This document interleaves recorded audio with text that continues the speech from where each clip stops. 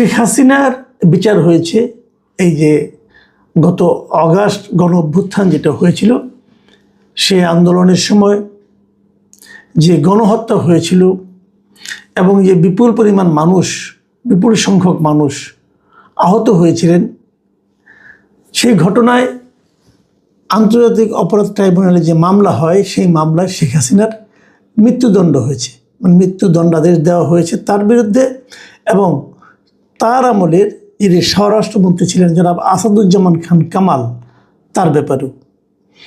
এখন এটা হয়েছে এই মাসের 17 তারিখে, তারপর থেকে প্রায় 9 দিন পার হয়ে গেছে।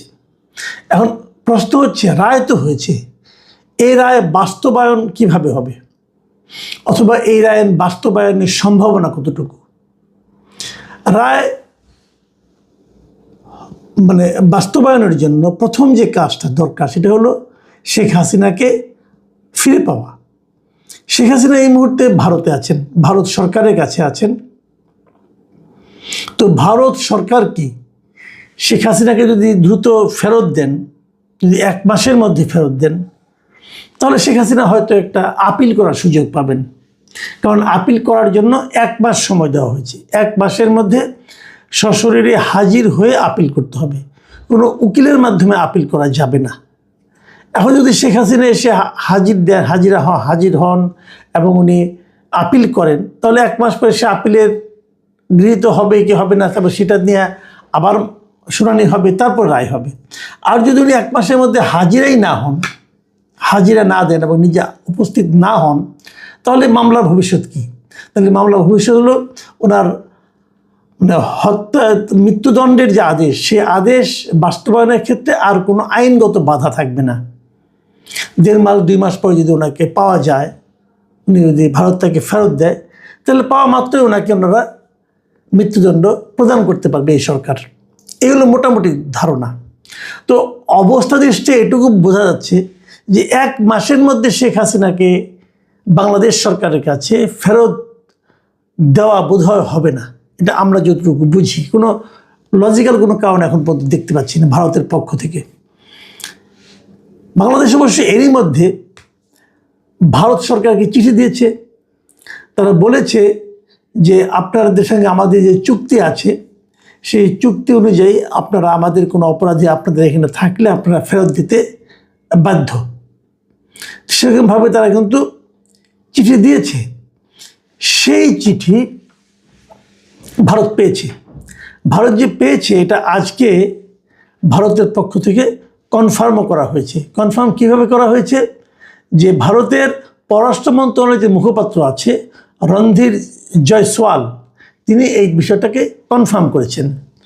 তারা বলেছেন যে এই ক্ষমতাচ্যুত সাবেক প্রধানমন্ত্রী ও মানবতা বিরোধী অপরাধের দণ্ডপ্রাপ্ত শেখ হাসিনাকে বাংলাদেশে ফেরত পাঠানোর অনুরোধটি পর্যালোচনা করে দেখছে ভারত সরকার।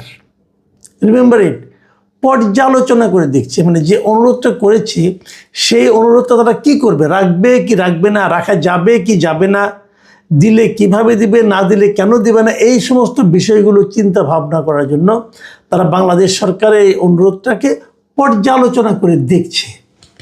এবং সেখানে তারা আরেকটা জিনিস দেখছে, সেই জিনিসটা হলো যে এই বিষয়টা ভারতের যে চলমান বিচারিক ও আইনগত প্রক্রিয়ার আওতায় খতিয়ে দেখা হচ্ছে। এখন প্রশ্ন হচ্ছে যে ভারতের বিচারিক ও আইনগত প্রক্রিয়ার মধ্যে খতিয়ে দেখতে হবে কেন? কারণ শেখ হাসিনাকে তো আমাদের আইনে বিচার দেওয়া হয়েছে, এটা তো ভারতের আইন না। কাজে আমাদের আইনে কি আছে না আছে সেটার আলোকে তাকে রায় দেওয়া হয়েছে। এখন ভারত কেন সেটা তাদের নিজেদের আইনে এবং নিজেদের যে বিচারিক যে প্রক্রিয়া, সেই প্রক্রিয়ায় খতিয়ে দেখছে কেন? এটাই হচ্ছে মূল পয়েন্ট।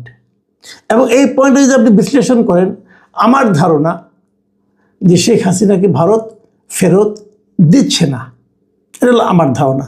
কারণ তাদের মধ্যে যে বিচারিক আদালতে যে বিচার হবে, আইনগত যে প্রক্রিয়ার মধ্যে বিচার হবে, সেখানে হলে তারা বলতে পারে যে ওখানে তো বাংলাদেশে বিচার হয়েছে, এটা একতরফা বিচার হয়েছে। তারা বলতে পারে ওখানে শেখ হাসিনার পক্ষে কোনো ভালো আইনজীবী ছিল না, শেখ হাসিনা তার আইনজীবীর সহযোগিতা নিতে পারে নাই, বলতে পারে। কাজেই তারা হয়তো এমনও বলতে পারে যে বরং আমরা আমাদের আদালতে ওই অভিযোগ নিয়ে বলবে আপনারা আসেন আমাদের আদালতে বিচার করেন, আমরাও এখানে শেখ হাসিনাকে পর্যাপ্ত সহযোগিতা দেই, তারপরে বিচার হোক। এরকম কথাও কিন্তু আসতে পারে, নাও আসতে পারে, আবার আসতেও পারে। কারণ যেহেতু তারা যখন বলে যে বিষয়টা ভারতের চলমান বিচারিক ও আইনগত প্রক্রিয়ার অধীনে খতিয়ে দেখা হচ্ছে, যখন তারা এই কথাটা বলে তখন এই কথাটার কিন্তু বেশ ব্যাপক একটা অর্থ দাঁড়িয়ে যায়। আমি এই যে কথাটা বললাম এটা এমনি এমনি বললাম তা না, সম্পূর্ণ ধারণা করে আইডিয়া করে মানে কল্পনা করে বললাম সেটা না, কিন্তু আমার এই কথাগুলো বলার একটা ভিত্তি আছে। ভিত্তি হলো এটা যে দুদিন আগে দ্য ডিপ্লোমেট পত্রিকায় এটা নিয়ে একটা রিপোর্ট হয়েছে। দ্য ডিপ্লোমেটের এই পত্রিকার এই রিপোর্টটা লিখেছেন মিস্টার সুধা রামচন্দ্রন লিখেছেন। সুধা রামচন্দ্রন উনি ডিপ্লোমেটের এই সাউথ প্যাসিফিক এশিয়ার একজন লেখক এবং সম্পাদকও বটে উনিটার। ওনার যে হেডলাইনটা হয়েছে সেই ডিপ্লোমেট পত্রিকার যে why India will not extradite Sheikh Hasina, মানে শেখ হাসিনাকে তারা কেন ভারত বাংলাদেশকে ফেরত দেবে না। উনি স্পষ্ট বলেছেন যে না দেওয়ার কারণগুলি এখানে উল্লেখ করেছেন এবং এখানে যে যে প্রসঙ্গগুলি তুলেছেন এই মিস্টার সুধা রামচন্দ্রন সেগুলো হলো যে ভারতের বাংলাদেশের পররাষ্ট্র মন্ত্রণালয় যখন ভারতকে চিঠিটা লিখেছে সেখানে কিন্তু তারা খুব কড়া ভাষায় লিখেছে যে মানবতাবিরোধী অপরাধীকে যদি দোষী সাব্যস্ত ব্যক্তিকে যদি ফেরত না দেওয়া হয়, যদি তারা আশ্রয় দেয় তাহলে সেটা হবে অমিত্র সুলভ আচরণ এবং ন্যায় বিচারের প্রতি আঘাত। এটা কিন্তু একটা বড় ধরনের বক্তব্য বাংলাদেশের পক্ষ থেকে দেওয়া হয়েছে। এটা নিয়ে কিন্তু ভারতকে বাংলাদেশ একাধিক চিঠি লিখেছে, এর আগে আরও 2বার লেখে। প্রথমবার চিঠি পাঠানো হয়েছিল গত বছরের ডিসেম্বর মাসে, সেই ভার্বালে ভারত পররাষ্ট্র মন্ত্রণালয় বলছে আমরা পেয়েছি, কিন্তু তারা কোনো জবাব দেয়নি। দ্বিতীয়বার যখন অনুরোধ করা হয়েছে সেটাকে তারা কোনো সাড়াই দেয়নি ভারত, এবং তারপর এবার তারা এই অনুরোধটা করলো।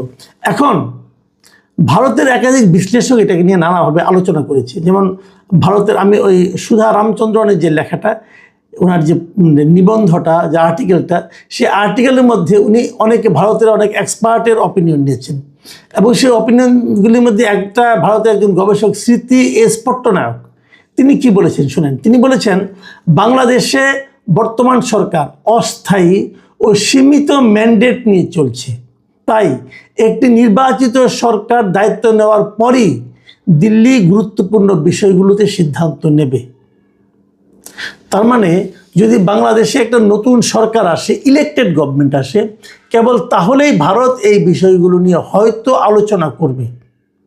তার মানে বর্তমান ইউনূস সরকারের এই যে আহ্বান যে তাকে ফেরত পাঠান, এটা নিয়ে ভারতের কোনো মাথা ব্যথাই নাই, তারা কোনো সাড়াই দিবে না। এটা হলো স্মৃতি এস পট্টনায়কের অভিমত। এবং এই ডিপ্লোমেটের যিনি সাংবাদিক তিনি নানাভাবে ব্যাখ্যা করেছেন যে ভারতের যে সঙ্গে বাংলাদেশের যে সম্পর্ক এতদিন ছিল, শেখ হাসিনার আমলে যে সম্পর্কটা ছিল, এবং সেই সম্পর্কটার বিষয়ে ভারত যেভাবে এটাকে মূল্যায়ন করে, কেবল ভারতের বর্তমান গভর্নমেন্টটা, ভারতের বিভিন্ন রাজনৈতিক দল যারা বিরোধী দল তারা পর্যন্ত এই ঘটনাটাকে তারা খুবই গভীরভাবে বিশ্লেষণ করে বিচার করে, এবং তারা শেখ হাসিনার সঙ্গে তাদের মিত্র ভাবটা সেটাকে তারা সবাই খুবই একটা গুরুত্ব দেয়। মানে এটা নিয়ে ভারতের অভ্যন্তরের কোনো চাপ নেই যে শেখ হাসিনাকে ফেরত দিতে হবে, এবং এতদিন ধরে শেখ হাসিনা সেখানে আছেন, তার মধ্যেও তাকে ফেরত পাঠানো নিয়ে যে একটু আলোচনাগুলো হচ্ছিল, ভারতের এক্সপার্টদের মতে যে রায় যখন হয়ে গেছে তখন তারা আরও শক্ত অবস্থান নিয়ে থাকবে, কারণ তারা চাইবে না তাদের এতদিনের পরীক্ষিত একজন বন্ধুকে মৃত্যুদণ্ডের মুখোমুখি পাঠাতে, এটা তারা চাইবে না। এবং তারা এটাও মনে করে যে তার বিরুদ্ধে যে মৃত্যুদণ্ডের যে আদেশটা দেওয়া হয়েছে এটা কিছু না কিছু রাজনীতি দ্বারা প্রভাবিত। এটা হলো ভারতের এক্সপার্টদের অপিনিয়ন, এই কথা বলেছেন ডিপ্লোমেটের এই লেখক। এখন যদি প্রশ্ন ওঠে যদি ভারত যদি ফেরত না পাঠাতে চায় তাহলে কোন আইনে, এটা কিন্তু বলতে হবে, আমাদের সঙ্গে তাদের তো একটা প্রত্যর্পণ চুক্তি আছে, সেখানে তো একটা লজিক তো দেখাতে হবে। এবং সেই লজিকের ব্যাপারেও এই সুধা রামচন্দ্রন লিখেছেন যে 2013 সালের প্রত্যর্পণ চুক্তি থাকলেও ভারত চাইলে রাজনৈতিক চরিত্রের অপরাধ ধারা ব্যবহার করে প্রত্যর্পণ করতে অস্বীকৃতি জানাতে পারে। তার মানে আমাদের সঙ্গে যে চুক্তিটা আছে সেই চুক্তির মধ্যে একটা অপশন আছে, সেই অপশন হলো যে আশ্রয়দানকারী দেশ যারা আশ্রয় দিবে কোনো বন্দীকে, সে যদি মনে করে যে তাকে যদি আমি ফেরত পাঠাই তাহলে সে রাজনৈতিকভাবে তাকে বিচার করে তাকে সাজা দেওয়া হতে পারে। মানে তাকে যে বিচারটা করা হচ্ছে সেটা রাজনৈতিক চরিত্রের বিচার। যদি তারা মনে করে, এটা কিন্তু প্রমাণ করার দরকার নাই, তারা যদি মনে করে তাহলে তারা নাও পাঠাতে পারে। এবং তারা এখন এই ঘটনাকে সে ধরনের একটা ধারার মধ্যে তারা ঢুকাই দিতে পারে, বলতে পারে যে আমরা মনে করছি শেখ হাসিনাকে পাঠালে তাকে রাজনৈতিকভাবেই তাকে শাস্তিটা দেওয়া হবে, অতএব আমরা নাও পাঠাতে পারি। এখন যদি এরকম হয় তাহলে কি হবে? ওই যে শুরুতে যে কথাটা বললাম যে বিচারিকভাবে তারা বিশ্লেষণ করার চেষ্টা করছে, এমনও একটা অপশন আছে যে ভারত প্রশ্ন তুলতে পারে যে আপনারা যে বিচারটা করেছেন এই বিচারটা ন্যায্য হয়নি, এই বিচারের প্রক্রিয়াটা ন্যায্য হয়নি। এবং এই যে ট্রাইব্যুনাল করেছেন এই ট্রাইব্যুনালের বৈধতা নিয়েও কিন্তু জটিলতা রয়েছে। মানে এর বৈধতাটা এটা কিন্তু আমাদের এখানে দু একজন এর মধ্যে প্রশ্ন তুলেছেন। যেমন আপনারা জানেন যে বিএনপির যিনি একজন নেতা আপনার অ্যাডভোকেট ফজলুর রহমান, উনিও সিনিয়র আইনজীবী, উনি কিন্তু প্রশ্ন তুলেছেন যে শেখ হাসিনা আপনারা বিচার করেন, কোনো সমস্যা নাই, কিন্তু এই ট্রাইব্যুনালে কেন? এই ট্রাইব্যুনালটা তো এ ধরনের অপরাধের বিচারের জন্য নয়। এই ট্রাইব্যুনাল তো গঠন করাই হয়েছিল যে পাকিস্তানের সঙ্গে যে যুদ্ধটা হয়েছিল ৭১ মুক্তিযুদ্ধ, সেই যুদ্ধের যারা অপরাধী, মানবতা বিরোধী অপরাধী, তাদের বিচারের জন্য। এটা তো এই ধরনের অপরাধী আপনি এটা অন্য আদালতে করেন, এর জন্য একটা আলাদা স্পেশাল ট্রাইব্যুনাল গঠন করতে পারতেন, তা করেন। তা না করে এই ট্রাইব্যুনালে করলেন কেন? ওনার বক্তব্য ছিল এটা ছিল এক ধরনের প্রতিহিংসার জন্য এটা করা হয়েছে। কারণ লক্ষ্য করবেন এই ট্রাইব্যুনালে যখন নাকি ওই মুক্তিযুদ্ধের সময়কার মানবতা বিরোধীদের বিচার হয়, তখন সেই বিবাদী যারা ছিল, যাদের বিরুদ্ধে অভিযোগ, তাদের যে উকিল ছিল ডিফেন্স লয়ার, তিনি কিন্তু এখন আবার চিফ প্রসিকিউটর হয়েছেন।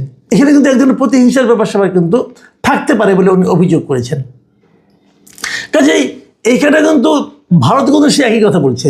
তারা বলছে যে এই ট্রাইব্যুনালেরই বৈধতা নিয়ে কিন্তু জটিলতা আছে। এবং তারপর তারা এটাও বলছে যে এমনকি যদি দিল্লি ইতিবাচক সাড়াও দেয়, মানে দিল্লি যদি মনে করে না তারা হাসিনার অপরাধের বিষয়টা নিয়ে গুরুত্ব দিচ্ছে, হাসিনা অপরাধ করেছেন বলে ভাবছে, অথবা বাংলাদেশের এই চিঠির প্রেক্ষিতে যদি ইতিবাচক সাড়া দেয়, তখনও দিল্লি বলতে পারে যে এই অপরাধের জন্য ভারতের আদালতে পূর্ণাঙ্গ প্রত্যর্পণ শুনানি হবে, যেখানে শেখ হাসিনা আত্মপক্ষ সমর্থনের সুযোগ পাবেন। মানে তাকে ফেরত পাঠাবে কি পাঠাবে না এটা নিয়ে ওখানে শুনানি হবে। এবং সেই শুনানিতে শেখ হাসিনার পক্ষে কোনো না কোনো অ্যাডভোকেট, কোনো না কোনো আইনজীবী লড়বেন এবং তিনি হয়তো প্রমাণের চেষ্টা করবেন যে শেখ হাসিনাকে ফেরত পাঠালে উনি রাজনৈতিকভাবে প্রতিহিংসার শিকার হতে পারেন। তো এই যদি হয় তাহলে কি হবে? ভারত এখন এই যে চিঠি দিয়েছে, সম্ভবত এই চিঠির তারা খুব স্পষ্ট কোনো জবাব দেবে না, আমার যেটা ধারণা। তারা অপেক্ষা করবে যে একটা নিয়মিত ইলেকটেড গভর্নমেন্ট আসার পরেই এটা নিয়ে আলোচনা করতে। কাজেই যারা এরই মধ্যে দাবি তুলেছিলেন যে শেখ হাসিনার বিচার করে ফাঁসিতে ঝুলিয়ে তারপর তারা নির্বাচন অথবা অন্য কিছু করবেন, তাদের সেই আশা মনে হয় বাস্তবায়িত হবে না। শেখ হাসিনাকে ভারত আদৌ ফেরত দেবে কিনা, দিলে কবে ফেরত দেবে, তার কোনো কিছুই এখন পর্যন্ত ধারণা করা যাচ্ছে না। এবং যেহেতু ধারণা করা যাচ্ছে না, অতএব ধরে নেওয়া যায় যে আপনারা যে ফাঁসির দড়ি প্রস্তুত করেছেন সেটা শেখ হাসিনার গলায় বোধহয় খুব সহজে লাগবে না। প্রিয় দর্শক, এখন এ পর্যন্তই।